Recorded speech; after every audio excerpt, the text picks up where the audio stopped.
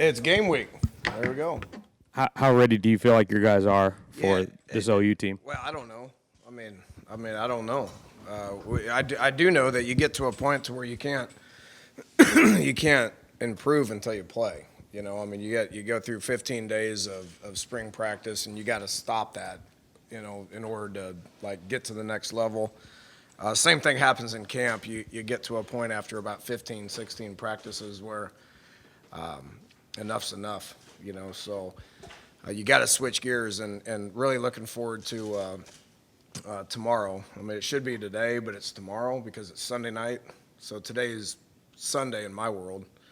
It's confusing. I got to put it on paper as far as what the day is and what our expectations are for throughout the course of the day. But looking forward to tomorrow being able to introduce an opponent and have a real game week. So, we'll prepare just like we do for any opponent. It doesn't matter who it is. Got a plan to be able to practice the right way and get us to the point to where we can go compete. And we fully expect to go compete here in 6 days. Dana, along those lines of not knowing kind of what you have until you get out there on defense specifically, now that camp's wrapped up and stuff, you feel good about some of the things that y'all did in the offseason to maybe fill some holes, add some people? Joe was saying, on the defensive line, he expected kind of a by-committee approach, and then you've got some guys in the secondary. How do you feel about the defense specifically? I feel good. We've coached them the right way. We've added some guys that I think can play for us a little bit. So with defense, whether it's offense, whether it's the kicking game, I'm anxious to see what all of it looks like. So, and again, I don't think we can truly gauge where we're at, and it's game one. It's a long year, so we're going to figure out where we're at, and we're going to work hard to make corrections and improve on things, and try to be really good game 13, 14. Dana, your defense has got to see De'Eric a little bit to kind of give him a feel, maybe what Jalen Hurts is going to bring. What concerns you, and what's the challenge in going up against Hurts? Well, he's got a lot of experience. He's a smart kid, coach's kid, from here in the city. His dad's coaches at Channelview, and we recruited him. We kept our eye on him, and when the place I was at, we were wanting him to transfer to us, So good player, and he's got a lot of experience. It's just one player though, and it doesn't matter what game one is, what game two is, what game three is. In-game adjustments early in the year are huge because you really never know what you're going to get. They don't know what they're getting from us, and we don't know what we're getting from them. So we got to be able to be, really good coaches and make as many adjustments as we need to. So looking forward to seeing what they got and what their plan of attack is and how we adjust to it. Houston played a game to this similarly in 2016, and it led to a successful season but not a championship season. What are the dangers and what are the benefits of playing such a high-profile game this early in the year? I love these games early in the year. It gives you an idea of where you're at.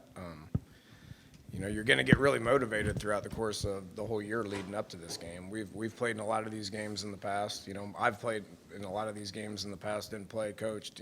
But it gives everybody a little extra motivation, so to speak. And it's just one game. And it's the first game, so we got to take where we're at with it and be able to make a lot of adjustments after the first game. You mentioned health last week when we talked to you. You had a list in the high teens, I think, of guys that needed to get healthier. How's that progressed over the last week? Really good. I've been very happy with it. We had 105 healthy bodies last night when we went through a mock game. So, you're going to travel about 70 of those guys, and we had about 35 as a mock opponent. Right. So our scout teams, I've been very happy with our scout teams. I've been very happy with the way those guys are getting coached up. That's critical with our preparation. But good. So like I said, I'll let you guys know if guys are out long term. Right now there's only a couple of them. We're probably more healthy right now than we have been since I've been here. Dana, Well, Javion, I don't have that list in front of me, but the ones that were out in spring are the ones that are out. So there hasn't been anybody in camp, and it's probably the first camp that I've been through where we didn't lose anybody long term.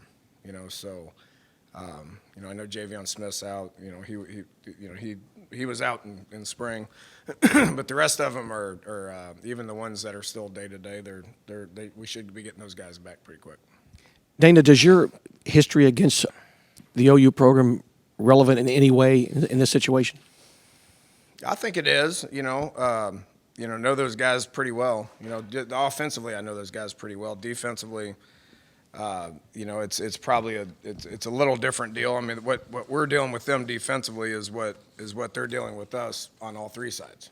Okay, so I know what they're doing offensively. I know what they're doing special teams wise. 2 games ago, we played them in my world. So late November, we teed it up versus them, and defensively, I think I know what I'm going to get from them. I mean, Alex Grinch there's no secret what he does. He had a lot of success at Washington State. We got a lot of film for what his product is. I don't think we're going to be watching a whole lot of Ohio State stuff because he wasn't the coordinator there last year.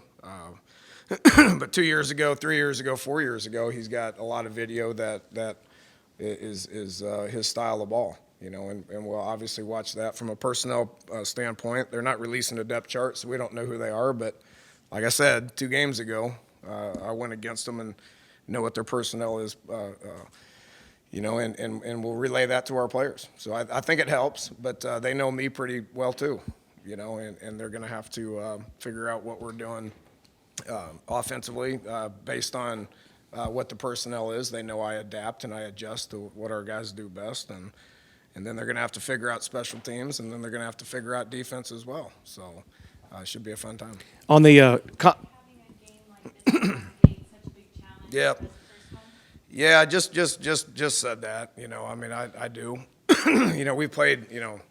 We've played in some big ones. Last year was a neutral site game against Tennessee where I was at. I mean, it's a lot of fun. I mean, these big games are nothing that's new to myself or new to our coaching staff or new to the University of Houston as well. We've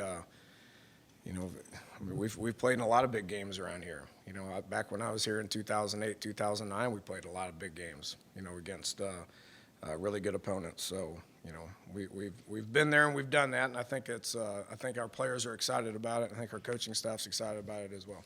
Dana, on the conference call, you were asked about the 2016 game, which of course you have nothing to do with, but you didn't necessarily say it's not. You didn't say it's not relevant in any way because you have a couple of players on this team that were in that game. Some thoughts about how that has any kind of impact at all in those 3 years ago. Well, they've referenced it. We've been.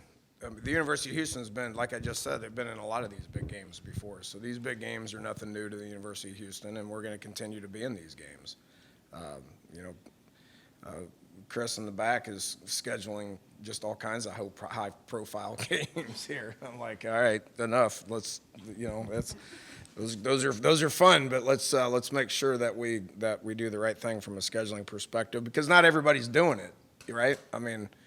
It should be fairly uniformed across the country, and it's not, which is unfortunate. But our play, and they really haven't talked about it a lot. They've referenced it. There's some pictures across the building, with that. But there's some other big victories too, that's happened, and it's not just that one. It's not just that one. So we got a lot that we can, have some confidence from and build on from there as well. Dana, as we get to know you, you mentioned that they didn't provide a depth chart. Is that is it a chess match with you? Will you not provide one during the season, or is that just when the other team doesn't? You can pretty much figure out a depth chart when we put the first team out there, right? So until then, yeah. I've always released a depth chart, and I'll release one. Why they don't put one out, it's kind of silly to me. So if they're not putting one out, I ain't putting one out. I guess I'll put one out with those little funny eyes and stuff like that. What do you mean by funny eyes? Well, look at their depth chart. There's like 2 eyes. Oh, yeah. Right? So I mean, I kind of figure out who they're going to play with, and they're going to kind of figure out who we're going to play with. So after game one, when we put a starting lineup out, we'll probably readjust the depth chart the next week and the next week and the next week. Now, I do understand that you want to have competition within every position.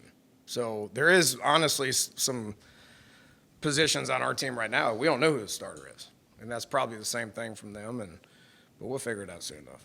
Coach, with social media and all that, how do you keep your guys focused? There's so much hype around big games. There always is. How do you keep them focused on, eye on the prize, we want to go 1-0 this week and all that stuff? Just say that, honestly, it's just one game, and every game's big. I don't know, dude. This one's big, but the next one's big too. The next one's our first home game, so that one's going to be pretty big. The next one's neutral site, against a pretty good opponent. That's a big one. The next week's first conference game. That's a big one, right? The next one's a road game against a really, really, really good quarterback. That's a big one, right? The next one's another home game, finally, a relevant home game. Conference, right? First conference home game. That's a big one. Do I need to go on and on and on? Every game is big. So focus on one game, focus on your opponent, focus on preparation, routine, and worrying about us and doing your job, and hopefully it works out.